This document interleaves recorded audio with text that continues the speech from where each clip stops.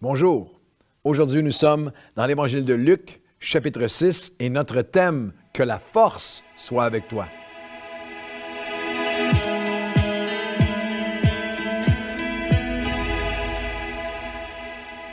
Bonjour à tous et bienvenue à votre café matinal, une phrase célèbre comme thème aujourd'hui, que la force soit avec toi, tirée.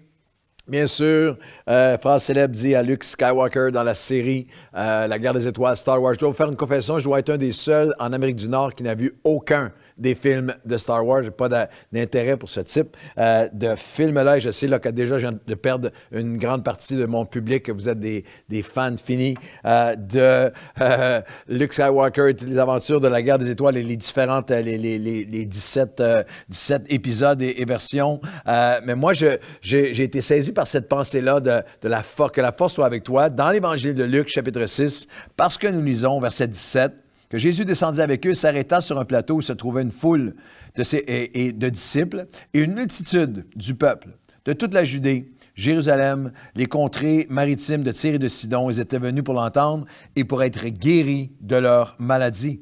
Et ceux qui étaient tourmentés par des esprits impurs étaient guéris. Et regardez bien le verset 19 de Luc, chapitre 6. Et toute la foule cherchait à le toucher parce qu'une force sortait de lui. Une force sortait de lui et il les guérissait tous. Une force sortait de lui et il les guérissait tous. Que la force soit avec toi. Nous croyons que Jésus-Christ est le même, hier, aujourd'hui et éternellement, c'est l'immuabilité de Dieu, qu'il est le même, qu'il y a, comme dit les Écritures, en lui aucune ombre ou trace, aucune ombre de variation. Il est le même. Il y a encore aujourd'hui il y a encore en Christ une force encore sort de lui, du Christ ressuscité, en réponse à nos cœurs qui crient vers lui, pour libérer, pour guérir. Alors la question, c'est comment rétablir? Est-ce qu'il y a des choses que nous devons faire pour que la force soit avec nous? Pour que cette force surnaturelle vienne faire son œuvre en nous. Et dans l'Évangile de Luc, chapitre 6, il y a 3 pensées afin de contribuer, afin de débloquer, déverrouiller, afin de libérer, afin de rétablir, d'augmenter, d'accroître sa force en nous. Que la force soit avec toi. Alors, pour que la force soit avec moi, pour que la force soit avec toi, 3 pensées dans notre chapitre de Luc, chapitre 6. Pour que la force soit avec toi, il faut lui remettre ce qui est desséché. Ne jamais arrêter de lui remettre ce qui est desséché. Dans Luc, chapitre 6, il arriva au verset 6. Il arriva un jour de sabbat que Jésus enseignait dans la synagogue et qu'il enseignait, il s'y trouvait un homme dont la main droite était sèche. Il y a tout un échange avec les pharisiens. Mais Jésus, au verset 8, dit à l'homme, « Tiens-toi là au milieu. » Il se leva et se tint debout et Jésus lui dit, « Donne-moi ta main qui est desséchée. » Et alors que l'homme étendit la main, qu'il remet ce qui est desséché à Jésus, sa main fut guérie. Une force sortait de lui et les guérissait tous. Que la force soit avec toi. Et pour que la force augmente, s'accroisse dans ma vie, il faut lui remettre ce qui est desséché. Cet homme était assis dans le temple, il aurait pu couvrir sa main desséchée. Sa main, c'était pas quelque chose qui le menaçait de mort physiquement, c'était pas un cancer, c'était pas une maladie mortelle. Peut-être que c'était quelque chose qui était desséché en lui, avec lequel il s'était habitué. Je suis habitué à vivre avec ça, ça fait longtemps que je suis comme ça, ça va être comme ça. Il y a dans le désir, dans le cœur de Dieu, il y a un désir de relâcher sa force, que la force soit avec toi et ça va prendre place lorsque nous lui remettons ce qui est desséché. Jésus ne le met pas ne fait pas le lever au milieu de la place pour l'embarrasser de quelque façon que ce soit. Mais Jésus dit à toi et à moi aujourd'hui, remets-moi ce qui est desséché. Remets-moi ta louange desséchée, ta vie de prière desséchée, ton pardon desséché, ton enthousiasme desséché, ton espoir desséché. Quel que soit ce qui est, à travers toutes mes années à marcher avec Dieu, il y a dans chaque saison des choses qui sont desséchées en moi, que j'aurais tendance à vouloir couvrir, à vouloir cacher, à vouloir accepter, à m'habituer à vivre avec ce qui était desséché en moi, que Dieu veut raviver, que Dieu veut guérir. Pour que la force soit là, qu'une force sortait de lui, il les guérissait tous, il faut lui remettre ce qui était desséché.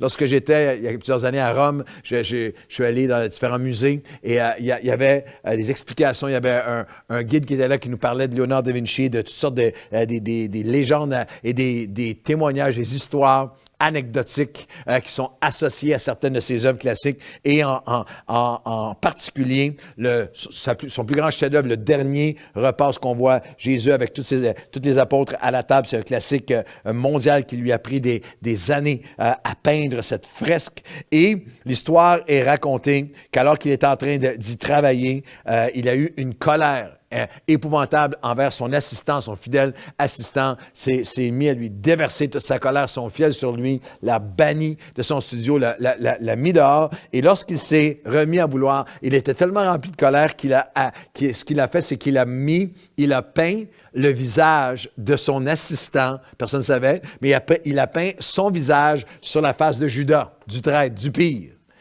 Et à chaque fois qu'il venait, et dans les mois qui ont suivi, des jours ou semaines qui ont suivi, à chaque fois qu'il venait, la prochaine étape était de peindre Christ.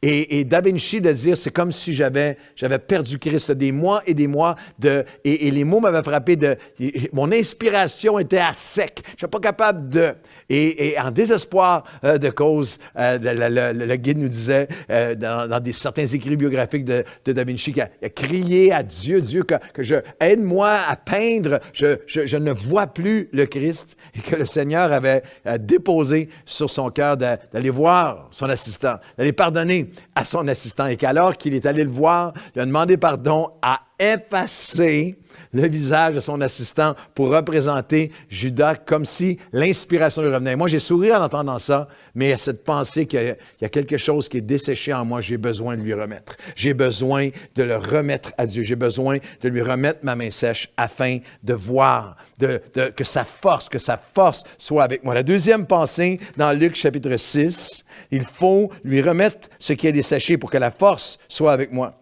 Et il faut répondre différemment. Il les guérit tous, une force sortait de lui, il les guérit tous. Et au verset 31, dans le Sermon sur la montagne, il y a ce long segment sur comment on va répondre lorsqu'on est blessé, comment répondre lorsqu'on est offensé. Je le prends à partir du verset 31 du chapitre 6. Ce que vous voulez que les hommes fassent pour vous, faites-le vous-même pour eux. Si vous aimez, si vous répondez avec amour à ceux qui vous démontrent de l'amour, que faites-vous d'exceptionnel? Les pécheurs aussi aiment ceux qui les aiment. Si vous faites du bien à ceux qui vous font du bien, si c'est ça votre réponse, quel égard, quelle faveur allez-vous recevoir? Les pécheurs aussi agissent ainsi. Si vous prêtez à ceux, si vous êtes généreux envers ceux de qui vous espérez recevoir, quel gré vous en saura-t-on? Les pécheurs aussi prêtent ou sont généreux afin de recevoir. Mais vous, réponse différente, aimez vos ennemis, faites du bien, répondez avec l'amour à ceux qui vous ont fait du mal. Prêtez, donnez, soyez généreux sans rien espérer en retour. Et votre récompense sera grande. Et vous serez alors les fils du Très-Haut. Car il est bon, soyez donc miséricordieux comme votre Père est miséricordieux. Ne jugez pas et vous ne serez pas jugés. Ne condamnez pas et vous ne serez pas condamnés. Pardonnez et vous serez pardonnés. Donnez et il vous sera donné. Et on versera dans votre sein une bonne mesure serrée, secouée, qui déborde. Et on vous mesurera avec la mesure dont vous serez mesurés. Wow! Assez long texte. Mais il y a une clé importante. Dans Luc chapitre 6, une force sortait de lui, il les guérissait tous. Et pour que la force soit avec moi, il faut que je lui remette ce qui est desséché. Et il faut une réponse différente. Répondre différemment.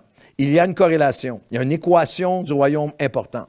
Le renouvellement de l'onction sur ma vie sera correspondant à ma réponse face aux offenses. La puissance sera correspondante dans ma vie à mon pardon. La réalité, la richesse de ma joie sera correspondante à mon refus de juger. Comment je réponds aux blessures va déterminer ce que je vais recevoir comme bénédiction. Ma recherche de lui ressembler, alors vous serez les fils du Très-Haut. Ma recherche de lui ressembler va déterminer ma récompense. Alors, votre récompense sera grande. Il faut que je relâche ce qui est desséché. Il faut que je lui remette ce qui est desséché. Il faut que je réponde par la grâce de Dieu, alors que je réponds différemment, que je réponds dans le pardon, que je réponds dans le relâchement, en ne retenant pas les offenses, la force de Dieu est restaurée. La force de Dieu est restaurée. Une force sortait de lui et les guérissait tous. Et la troisième pensée, pour que la force soit avec moi, dans Luc chapitre 6, il faut un nouveau regard et une simple décision. Il faut relâcher ce qui est desséché, il faut répondre différemment et il faut un nouveau regard et une simple décision. Les versets 41-42, « Pourquoi vois-tu la paille qui est dans l'œil de ton frère et n'aperçois-tu pas la poutre qui est dans le tien? Et comment peux-tu dire à ton frère, « Frère, laisse-moi ôter la paille qui est dans ton œil, toi qui ne vois pas la poutre qui est dans le tien? Hypocrite, ôte premièrement la poutre de ton œil, et alors tu verras comment ôter la paille qui est dans l'œil de ton frère. » Au verset 46, « Pourquoi m'appelez-vous Seigneur, Seigneur, et ne faites-vous pas ce que je vous dis? » Wow! La troisième étape est simple, mais elle est puissante. Ma recherche il faut pour que cette force se multiplie, se décuple en moi, que je goûte à nouveau à la force de Dieu qui guérit. Il faut un nouveau regard et il faut une simple décision. Le regard de ne plus regarder à chercher la faute de l'autre, le blâme de l'autre, les torts de l'autre, mais de regarder à l'intérieur de moi-même.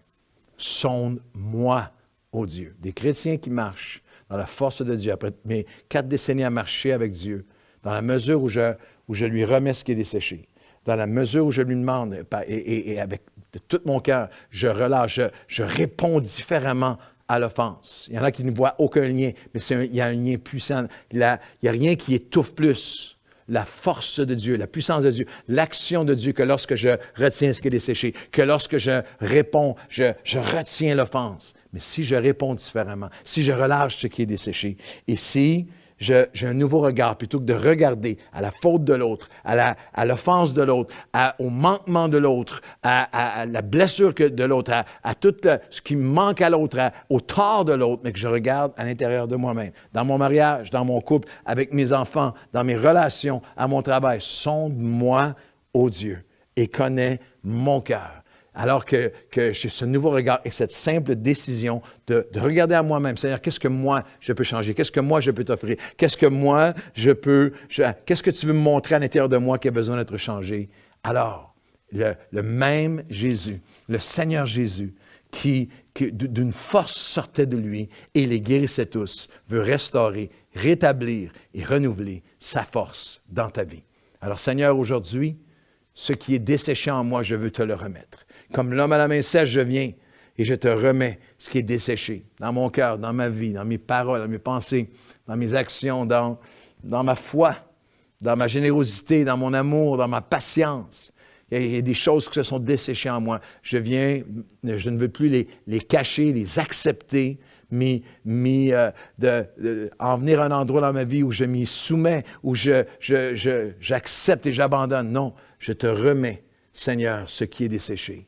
Aide-moi à répondre différemment, à répondre avec amour lorsque j'ai été blessé, à répondre avec grâce, à répondre avec pardon, à répondre sans jugement, à donner à ceux qui ne peuvent rien me donner en retour, à aimer ceux qui ne m'ont donné aucun amour en retour. Et Seigneur, donne-moi aussi, au nom de Jésus, je te demande dans ma vie, Seigneur, un nouveau regard. Pas le regard rapide à identifier les poutres dans la vie de tout le monde autour de moi. Mais Seigneur, de venir, d'identifier les pailles dans la vie de tous ceux qui sont autour de moi et être aveugle et être insensible aux poutres dans ma propre vie. Alors aujourd'hui, non pas mon regard sur les autres, mais sonde-moi, ô Dieu, connais mon cœur et que ta force puisse à nouveau être restaurée et guérir. Que la force soit avec nous, ta force à toi, dans le nom de Jésus. Amen et amen. Bonne journée à tous.